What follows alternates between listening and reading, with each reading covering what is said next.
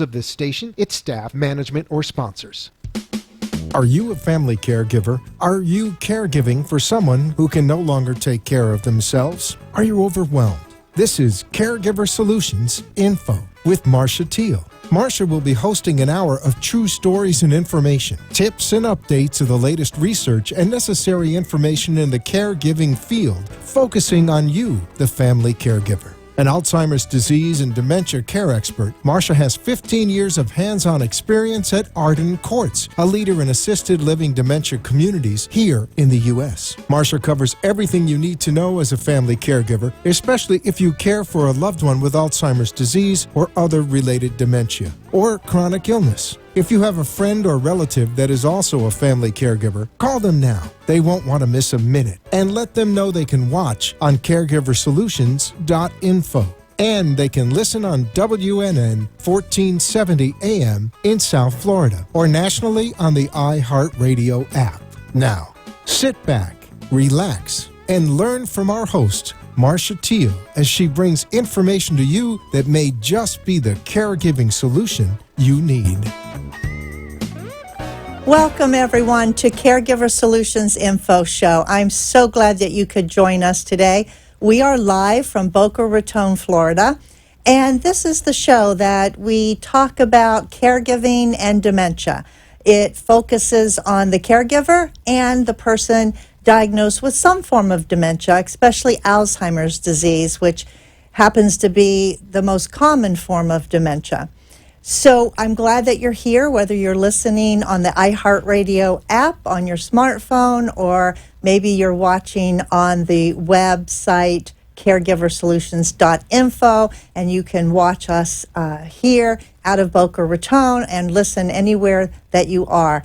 We are going to be talking to someone today that is very special. Because this person is going to be talking about Alzheimer's disease, not as an expert in the field and not as a caregiver, but actually as a patient. There is no known cure for Alzheimer's at this point in time, and no one knows even what causes it. So without a known cause and without a known cure, we're going to continue to have people diagnosed with Alzheimer's disease, and we're going to continue to have caregivers to take care of them. We don't know what causes it specifically. The researchers are doing a lot of digging to try to find that out, and there's a lot of concerns regarding lifestyle, regarding environmental factors, regarding hereditary factors, and even genetics, but we don't know for sure or if how we can fix it, cure it, stop it. It's really scary. And there's early onset Alzheimer's disease and later onset Alzheimer's disease. Usually someone 60 or younger that is diagnosed is considered to have early onset, and someone over the age of 60 considered later is later onset. The chances of actually having Alzheimer's disease grows with age. So the older a person gets, the greater their chances of having this terrible disease. So we talk about it every week on the program. We have experts talking about different practices of elder law, social work, geriatric care management, physicians, scientists. Everyone is concerned that has a passion for this because we're all touched by it. We probably know someone, or we know a neighbor who's affected, or an extended family member, maybe somebody that we work with has parents, our friends have parents, we have parents. There's no escaping it. So I think the more that we talk about it and the more we share, the more we're going to be able to help each other. So this is what this show is all about. So I want to let you know that on the phone, joining us from Philadelphia is Jacqueline. Jacqueline, are you there? I'm here. Hi, Jacqueline. Thank you so much for calling into the show today. It was my pleasure. I'm excited. Well, I'm excited to talk with you. We chatted briefly on the phone, and, first thing I want to say is I think you're very generous and very brave to actually come onto a program like this and talk about the fact that you were diagnosed with Alzheimer's disease. So I just want to put that out there right now and applaud you for doing this. Thank you. So, Jacqueline, why did you agree to come on to this national program and talk about the disease that you were recently diagnosed with? Well, the first reason is because everyone's afraid. Everyone thinks what they read and see is immediate, and it's not. I'm functioning. There are, different things that I cannot do as well or slower, but I'd rather live in the moment. I mean, that's kind of how I manage myself.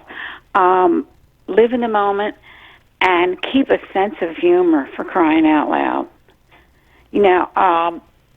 Recently I met some friends for dinner, and they didn't know. And I had to tell them, because when they came to my house, I had my shirt on inside out. I forgot my handbag. And there was a third thing. Oh, I had the wrong date. They came and I wasn't dressed. I thought it was next Wednesday. It was that kind of thing. So you were confused. Yeah, I was. But the best of us can put our shirt on inside out. But Right. You felt that because all of these three things together, they would think that you were really being strange, and you felt that maybe you owed them an explanation? Right. They've been friends, friends for 40 years. So, and I knew one gal was a nurse, and I knew that they could handle it. I don't think everyone can. Well, you mentioned that the reason you came on, one of the reasons is because you think people are afraid, and that the Alzheimer's disease is instantaneous and things start happening right away. So obviously, here you are. May I ask you how old you are? 74.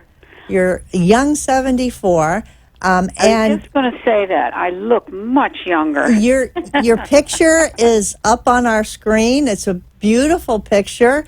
Oh, You're boy. very bright-eyed and smiley, a very beautiful woman, I might say, and it's a pleasure to be able to talk with you today.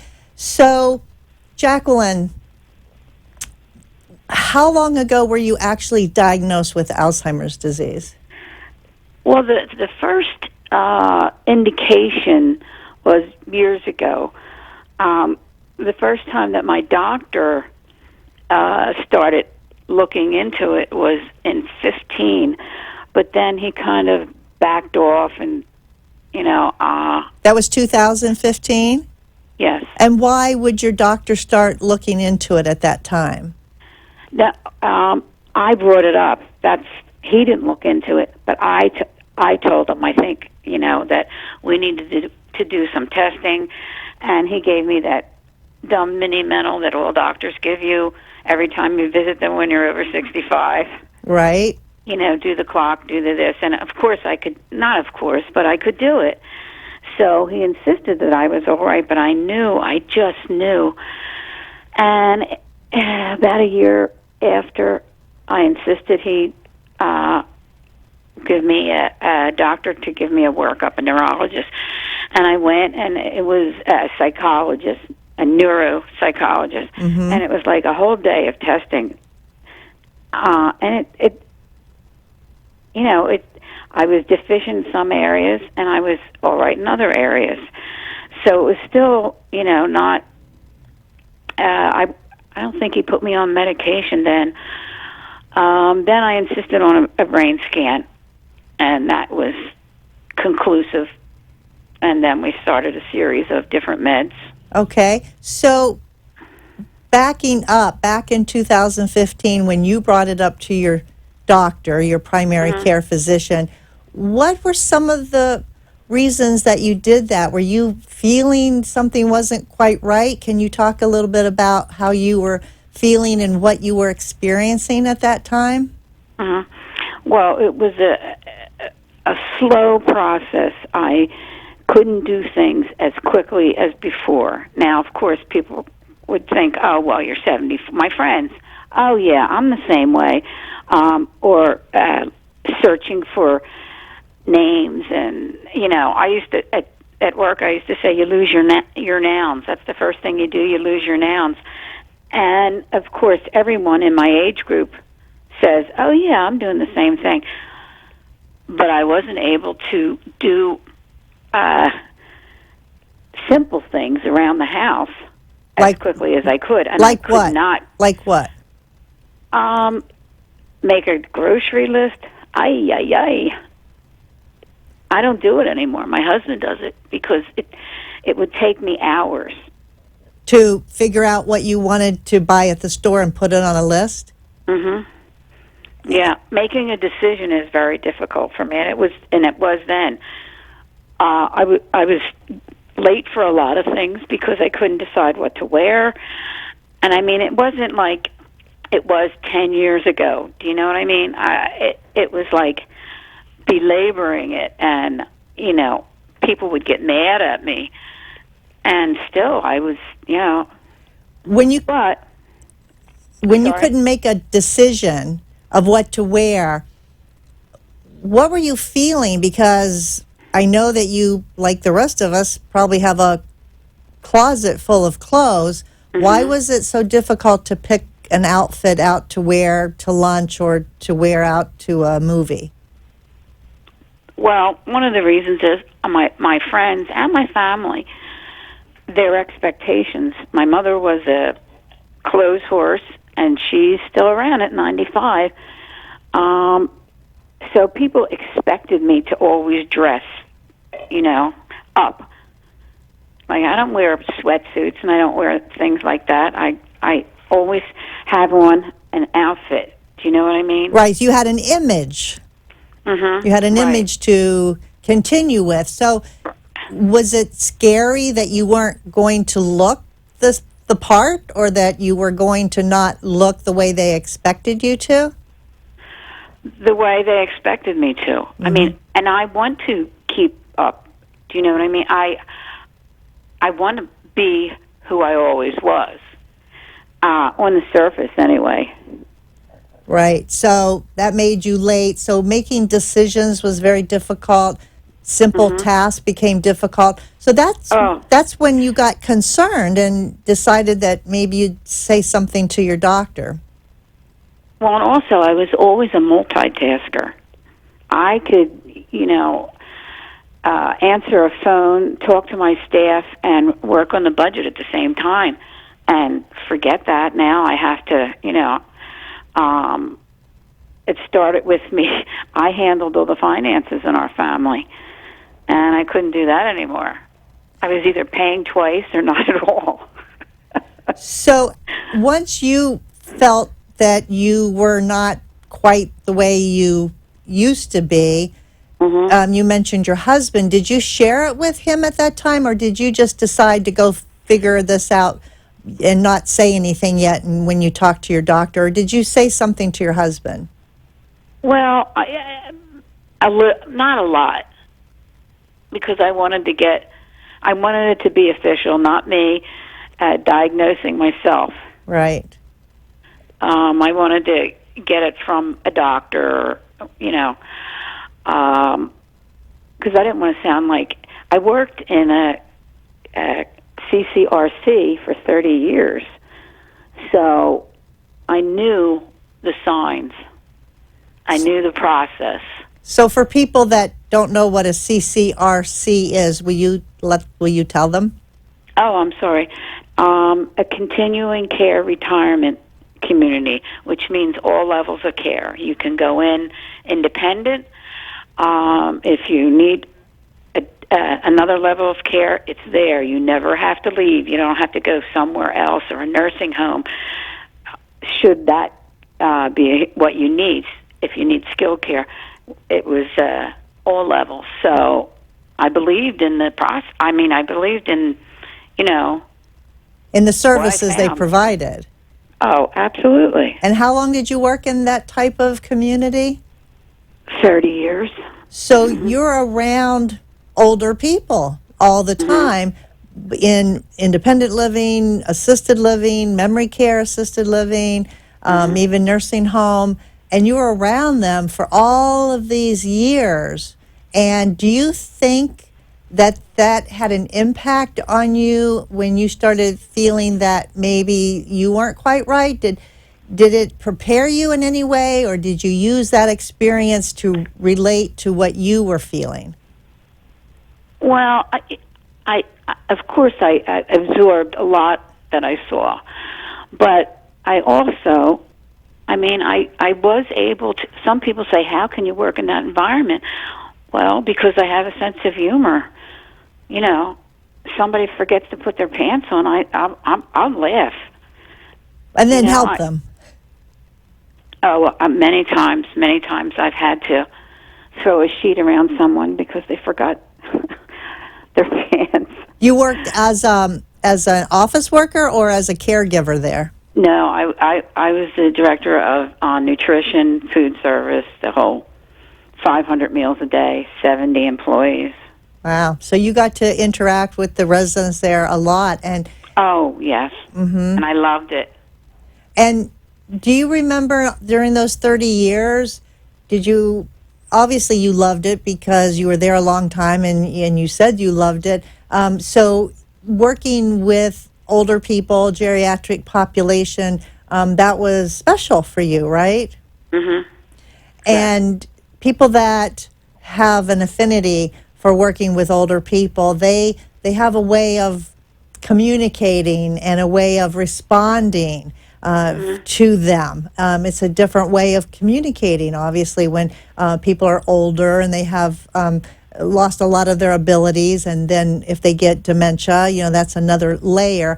But you were able to still connect with those people and still provide them services with a sense of humor. And that probably has led to now, with you having been diagnosed with Alzheimer's disease, does it frighten you, or does it give you comfort, that experience that you had?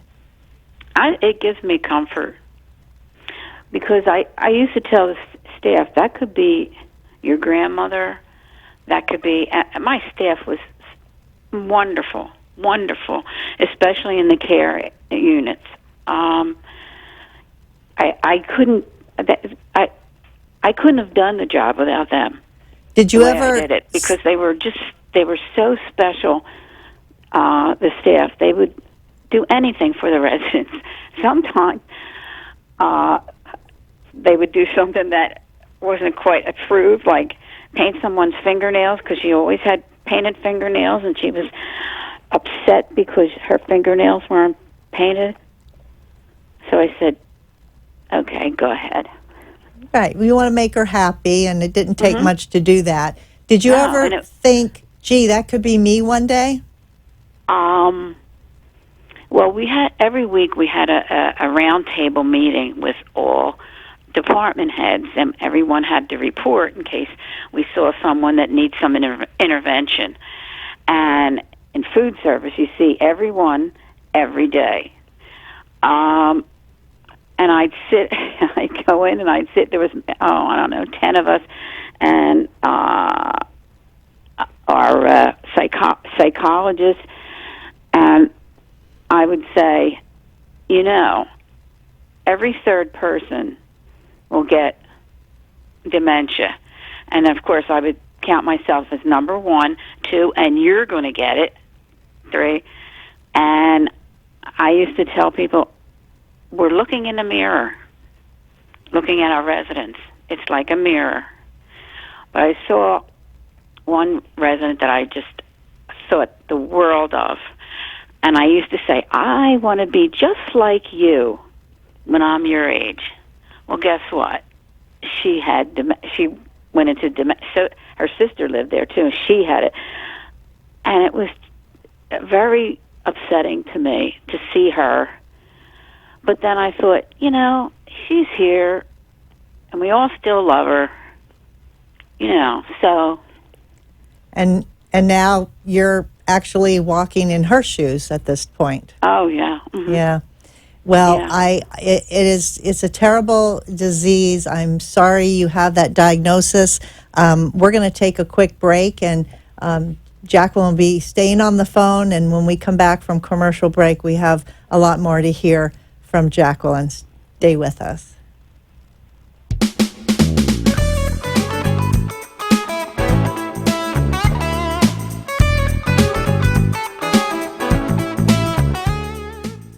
Arden Courts is not just a place to live, it's a place to call home. Residential living combined with quality caregiving. This is the philosophy behind Arden Courts. Communities created exclusively for individuals with Alzheimer's disease and related dementia who would benefit from a safe and structured environment. For additional information about any of the unique services Arden Courts provides, call 888-478-2410 to locate a community nearest you. Inquire about our educational seminars, resource library, or support groups, or simply feel free to ask questions you may have about Alzheimer's and related dementias. At Arden Courts, we know, we understand, and we can help because memory care is all we do.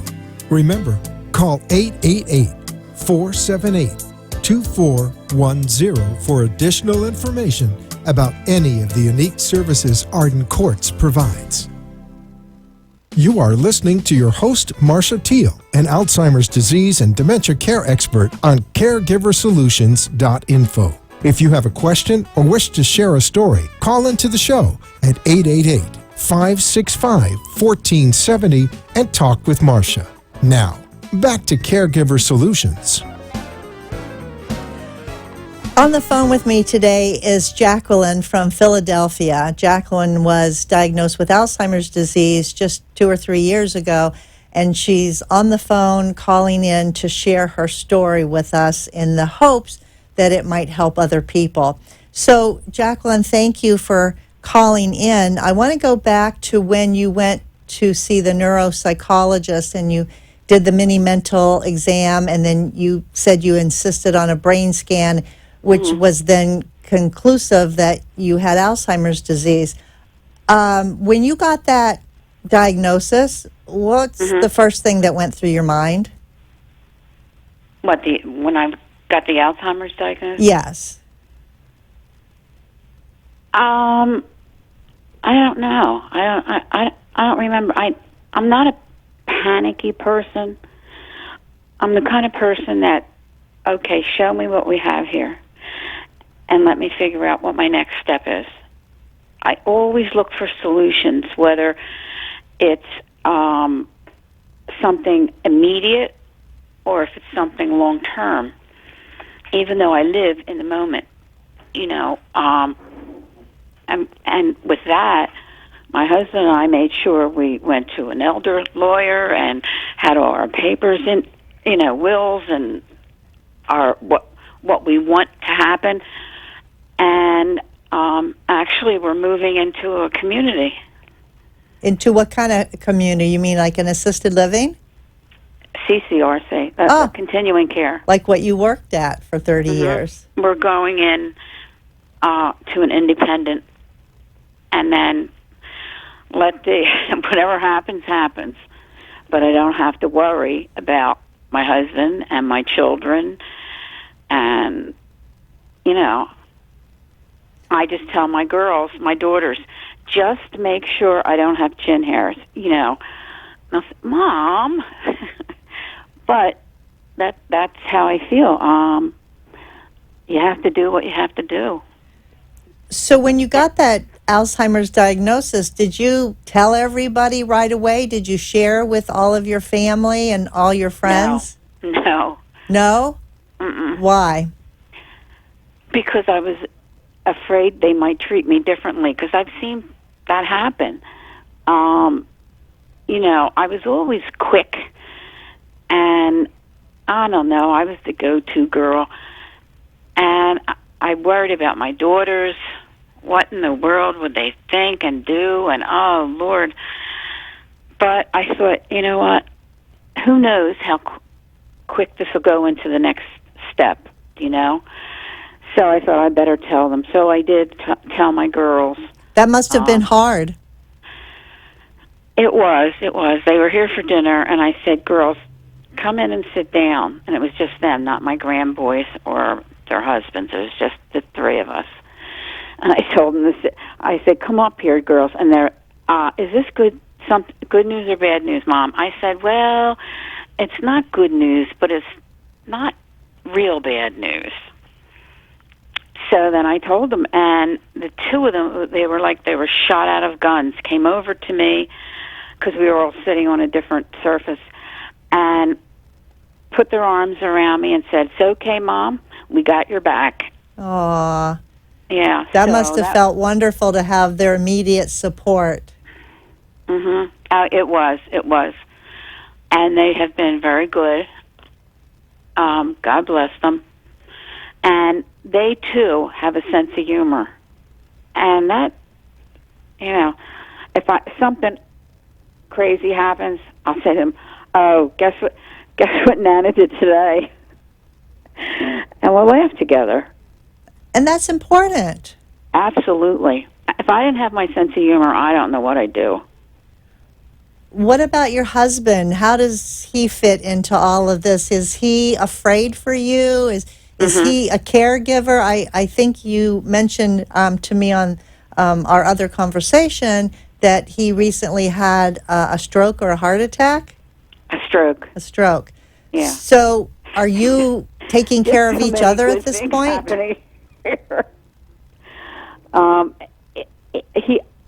My daughter said to me the other day, she thinks he's taking it harder than they. But we have a lot of stress. We're also moving. Mm-hmm. You know, so it's his house. Our house is 4 stories, up and down, up and down, up and down. You know, we're trying to pack, and we've done a lot of packing. You know, so the stress never stops. There's a lot of stress. I mean, for the family, for yourself, and now you're preparing for what the future might bring. What about brothers and sisters? Do you have siblings? Mm-hmm. 2 brothers, 2 sisters. And are they all aware of your diagnosis? They are now. Well, they are now if they're watching the show. Yeah, absolutely.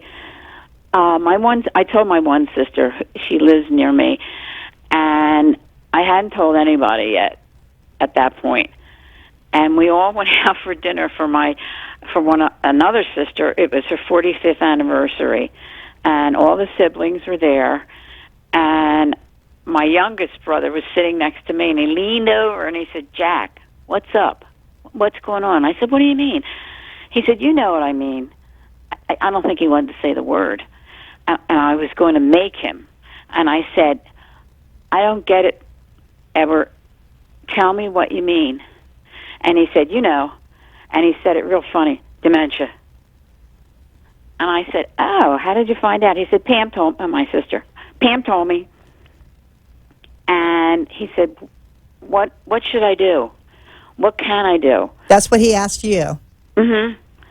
I said, nothing really. I said, right now, I'm, you know, okay. I said, listen, if I go into the ladies' room and I come out with my underpants on my head, pay no notice, pretend it's normal. So, and he laughed, you know. So that was it. They all know. And then I started telling my friends, not all of them, the ones that I thought could handle it. Why do you think some of your friends couldn't handle it? Well, it was like some of the residents. They would be sitting with someone for years, and the someone would get dementia, and I had residents come to me and say, I can't sit with her anymore. You have to tell her. It's like, how could you? And it wasn't like the person was eating with their hands. You know, it wasn't socially unacceptable, the behaviors, yet. Maybe Like just annoying to the person, or Yeah, it was annoying, and she couldn't carry a conversation like she always did. right.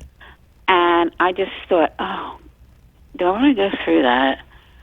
Maybe I should just let them figure it out themselves when I start to be obvious, which I'm not yet. I mean, when I tell someone, they just say, "Oh, come on." They Get can't. out. They don't believe you, do they? No, they don't. No, they don't. And that makes me feel uncomfortable because it's like I have to defend. I have to go through the whole ritual. Well, okay, I started, and I did this, and then I did that, and, it's tedious for me. It's boring. But to have to repeat it over and over again because you're trying to convince them that it's true. Mm-hmm. Yeah. Wow. So, yeah, that's annoying. But once everybody knows, I guess it'll be less annoying.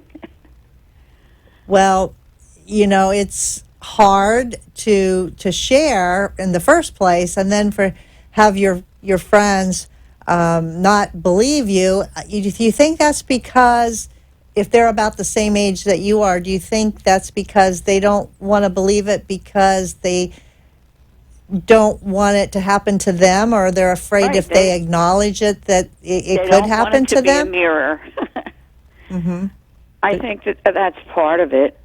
And the other part is if Jackie can have it, like it's not discriminating. It's anyone can wake up with it. That's right. That's true. Does it run at all in your family, your parents or grandparents? My mother's 95 and she has dementia, and she's in a nursing environment. Uh-huh. And now, your siblings, like now that you have that diagnosis, where are you in the lineup of your siblings? I'm the oldest. You're the oldest. So all your rest of your siblings are younger. Do you think, or have they expressed to you that, gee, mom had it, now, sis has it, what's going to be down the road for us? Do you think they worry about that? Oh, absolutely. And absolutely. Do you all talk about? No, we don't talk about it. You don't talk about it? Mm-mm. About for them to go get tested or to get educated, maybe? I'm sure they've all thought about it. And now, of course, since it's being brought up here, I'm sure. I had hip replacement, and my next sister in line had hip replacement, and the next sister is doing everything she can because her hip has been bothering her. So she has a trainer, and she's working out, and doing all the right things. That's good. So, You got to be prepared, and you're like you are. You're preparing for your future, thinking about where you want to live, thinking about and getting your legal documents in place. So I have more questions for you, Jacqueline, so stay on the phone, and viewers, stay with us. We'll be right back after this commercial break.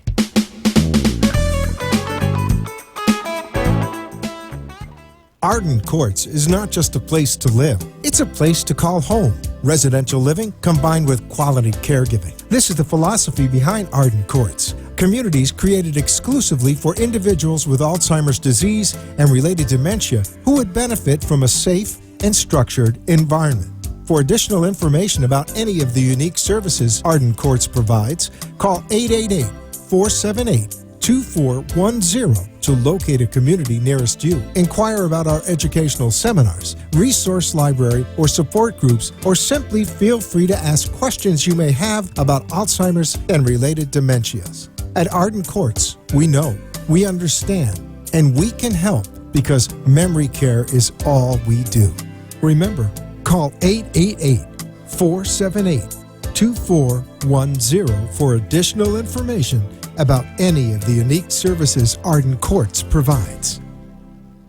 You are listening to your host, Marcia Teele, an Alzheimer's disease and dementia care expert on CareGiverSolutions.info.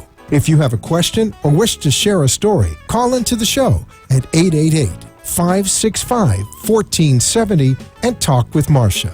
Now, back to Caregiver Solutions. I'd like to take this opportunity to thank our national sponsor of this program, Arden Court's Memory Care Community. Arden Courts is a leader in memory care.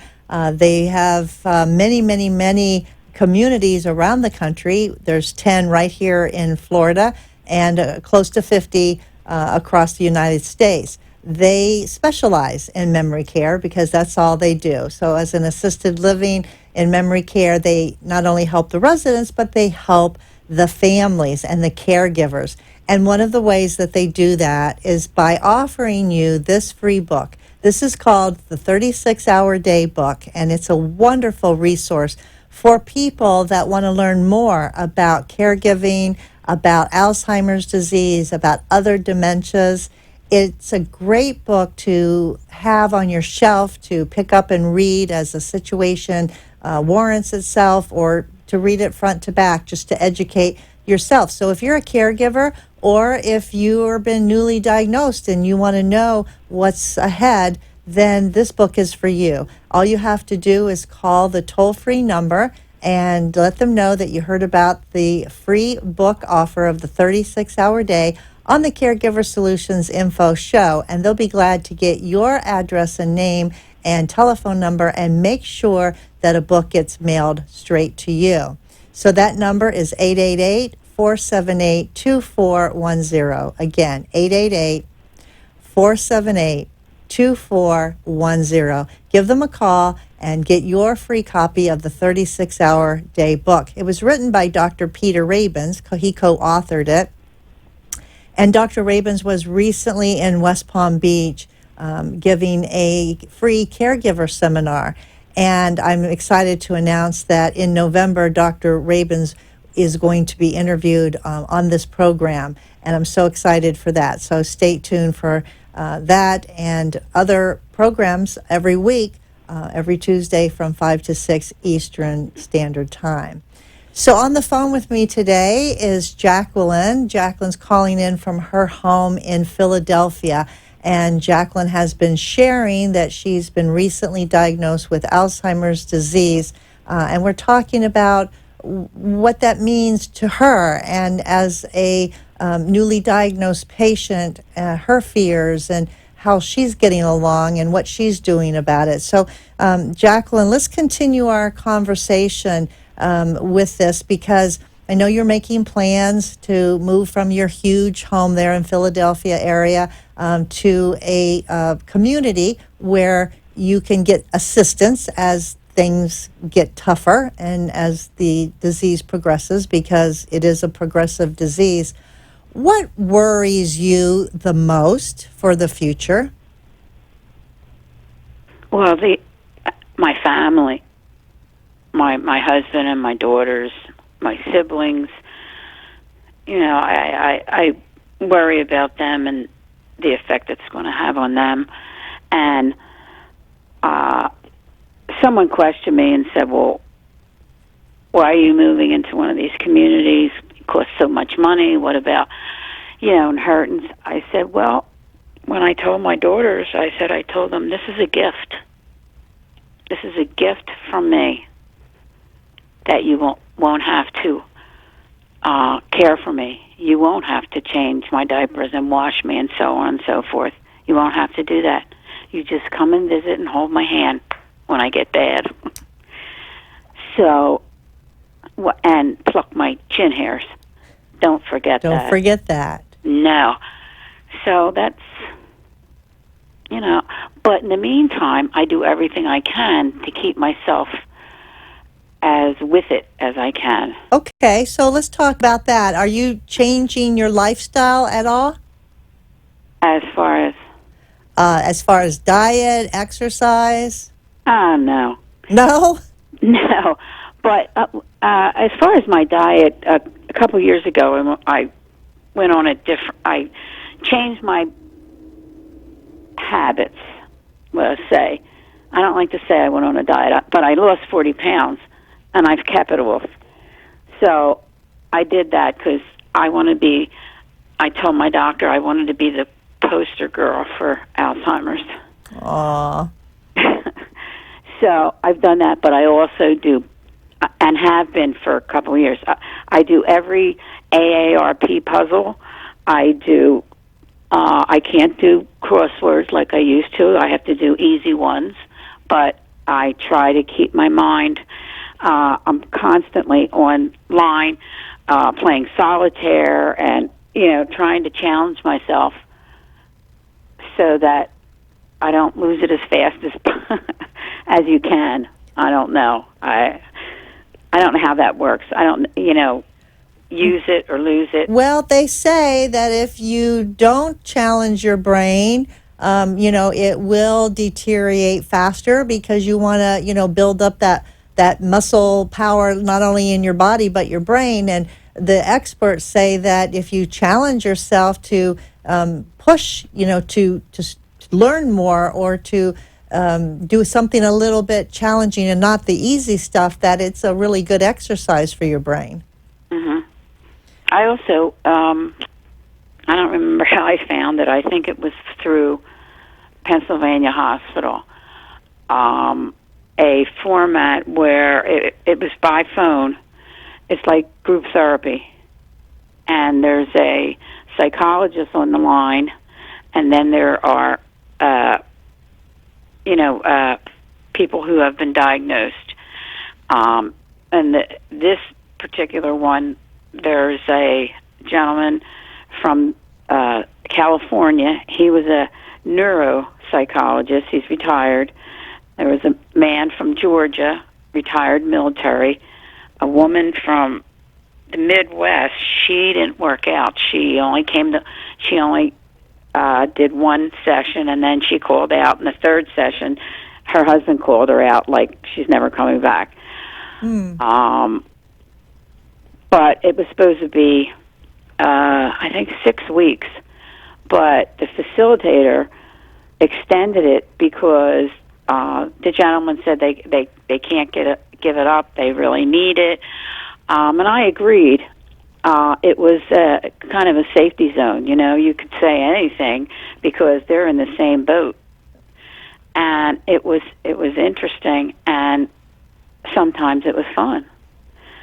So I was with my peers. It's like a support group, but on the telephone with people from all over the country. Mm-hmm. Yes. And yeah. Have you finished that session, or are you still doing them? We're still doing it, but we're doing it on our own. We call each other. Oh, so now you've made friends. Mm-hmm. Yeah. And what does that mean to you to be able to pick up a phone and call someone who knows exactly what you're going through? Oh, it's a safety. It's a. I can't remember the phrase for it. It's a safety net. It's like a lifesaver. Mm-hmm. And what have you learned by doing these therapy group sessions? Something that you didn't know before? Well, I've learned that everyone handles it differently, mm-hmm. but I feel that the ones that have the most still have a life are the ones that look for support wherever they can. I also once a month go to a memory thing, and it's caregivers and their person. I didn't take anyone with me, and I was so proud. I took public transit by myself. It's like, I'm still me. I'm still independent. Did it worry you at all to take the public transit by yourself? Were you worried that you might miss a connection? No, because it wasn't far. It was right in the city. It was only one. Only one vehicle. I didn't have to transfer to something else. Like go from a bus to a train. I didn't have to do that. It was one conveyance, and and I had to walk a block from there, and it wasn't a big deal, and I felt very empowered. And it was an interesting. They have something different every week. They will have speakers or they had musicians from the Curtis Institute. If you don't know what that is, it's like the music school. And one week they had, therapy dogs, and I mean, it's interesting, and the people are interesting. So you mentioned that people come that have been diagnosed with dementia, a type of dementia, whether it's Alzheimer's or another form of dementia, and they bring their person. You said they bring their person, but you went by yourself. Who's your person, Jacqueline? Well, there was a caregivers format here in the city, and I signed my girls and my husband up, and I went because I thought they're going to be scared to go by themselves, so I went with them. But I don't feel right now. I feel I need to be as independent as I can for as long as I can. And that's a good thing to do, but knowing, though, you do have the support of your family to lean on. Oh, yeah. Are the members of your family anxious to learn more about Alzheimer's disease, or do you think that they're just sort of stepping back a little bit until maybe they have to step up to the plate? That may be. They So don't ask me for information or, they do ask you? No. Oh, they don't ask you. No. And they, I don't know. We don't really talk about that part of it that much. Everybody has, suggestions on how and so on and so forth. But I am still very independent, and I still insist on making my own decisions. And you should, as long as you can. And Well, I worry about losing my credibility. That's huge for me. do you worry that in the future you won't know when things are happening to you, that you won't be as aware so that you can continue to be independent? Are you worried about when that time comes, the changes that are going to happen? Mm-hmm. Well, I don't know. I think I'm so aware. I've always been so aware, in tune. We don't have any cars. We got rid of our cars. I sold mine in May. I don't know, 2-3 years ago. Because we always said we were going to be carless because we live in the city. There's public transit, and who drives in the city? Outsiders drive in the city. Okay. Because of the parking and so forth. So I did that. I sold my car, and I was driving my husband's car, and I had an accident. Oh, recently? 2 years ago. 2 years ago. And I totaled it. Wow. So,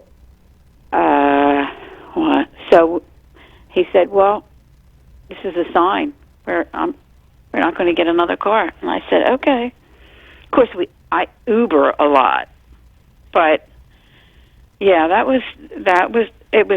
the accident wasn't as traumatic to me as selling my car. That was very traumatic to me. Yeah, we all have a little connection there with our favorite cars, but having the accident, like you said, was a wake-up call that whether it was your fault or not, it's something that you need to be aware of, because as you progress with the disease, things like you mentioned before, you slow down, you're not as quick to react.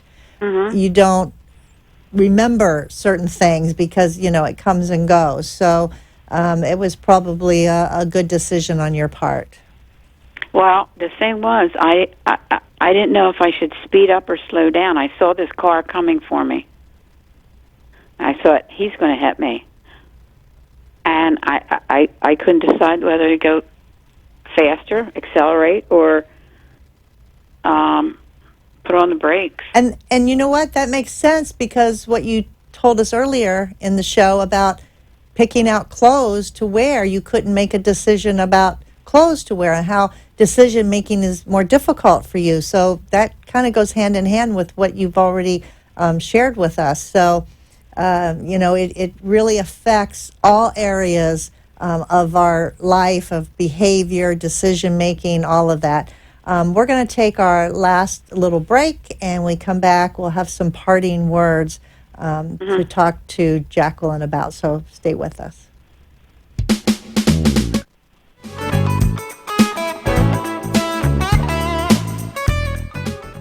Arden Courts is not just a place to live, it's a place to call home. Residential living combined with quality caregiving. This is the philosophy behind Arden Courts. Communities created exclusively for individuals with Alzheimer's disease and related dementia who would benefit from a safe and structured environment.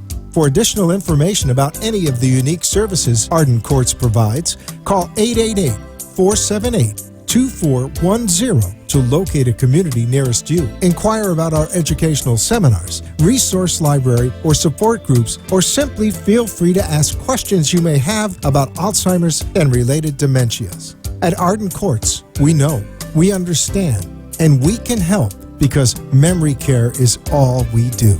Remember, call 888-478-2410 for additional information about any of the unique services Arden Courts provides. You are listening to your host, Marcia Teele, an Alzheimer's disease and dementia care expert on CareGiverSolutions.info. If you have a question or wish to share a story, call into the show at 888-565-1470 and talk with Marcia. Now, back to Caregiver Solutions. My guest today is Jacqueline from Philadelphia, calling in. Jacqueline is 74 years old and recently, in the last couple years, diagnosed with Alzheimer's disease. So, Jacqueline, I want to thank you for sharing and talking about such a personal matter. But I have a question for you, a couple questions, actually. If your best friend came to you and said she just found out she was diagnosed with Alzheimer's disease, what would you tell her? Oh, I would tell her to access everything she could to educate herself. I mean, whether it's doing puzzles or it's reading a book. I've read almost every book. I'm a reader anyway, on dementia and the person going through it, and the fiction and nonfiction. And I would tell them to do that. Educate yourself.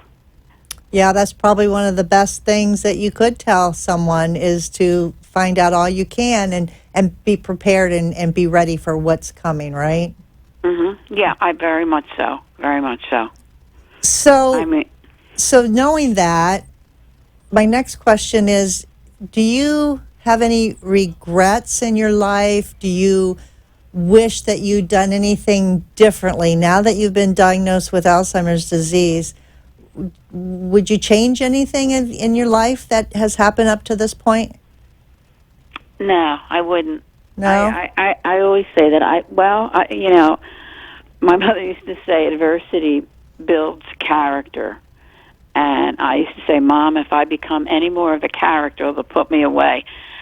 But I do believe that it made me the person I am.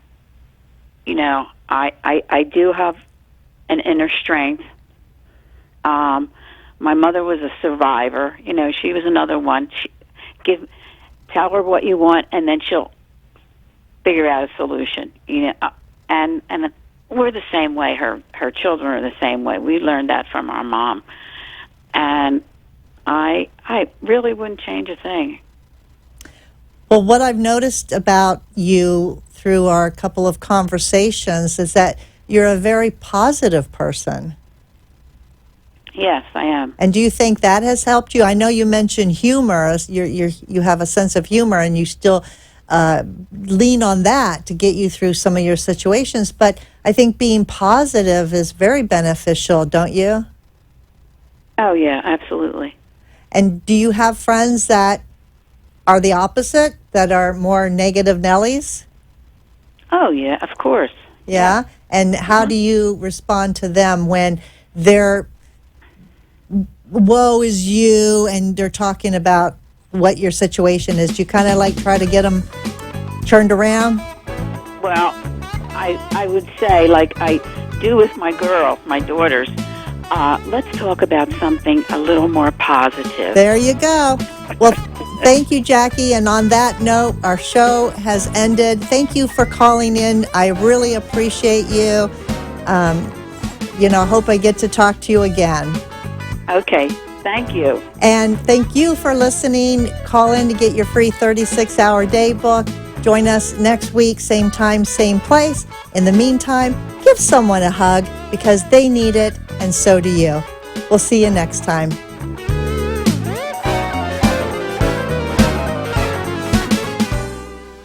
Thanks for joining us for this week's Caregiver Solutions with Marcia Teele. Join us next week as Marcia, who has 15 years of Alzheimer's disease and dementia care experience, brings you more needed information to help with the care of your loved one. This show can be seen again on caregiversolutions.info, and questions can be left on the site, which may be used on the program to help others. See you next week for more Caregiver Solutions.